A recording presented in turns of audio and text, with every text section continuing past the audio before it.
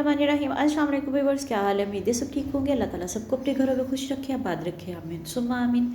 जी तो व्यूअर्स, आज हम आप लोगों के लिए कीड़े मकोड़ों से निजात के लिए बहुत ही पावरफुल से आपके लिए टोटके लेकर आए हैं। मक्खियों से जान छुड़ाने के लिए चाय की पत्ती, इस्तेमाल शुदा पत्ती को सुखा लें और फिर दहकते अंगारों पर डालें तो इसकी खुशबू है उसके धुएँ से मक्खियाँ जो हैं वो भाग जाएंगी। इसके अलावा खाने की मेज़ पर एक प्याले में ताज़ा पुदीने के पत्ते रख दें तो मक्खियाँ नहीं आएंगी। कीड़े और मक्खियों से निजात के लिए पानी में नमक मिलाकर फ़र्श धोएं, इससे भी मक्खियाँ जो हैं वो बहुत ज़्यादा कम हो जाती हैं।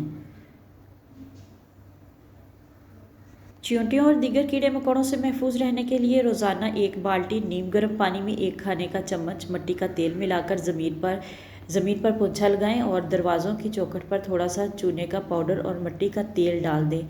इससे भी चींटियाँ और कीड़े मकोड़े जो है वो घर में दाखिल नहीं होते। चींटियाँ हींग से भी भागती हैं। जहाँ से चींटियाँ भगाना मकसूद हो वहाँ हींग रख दें।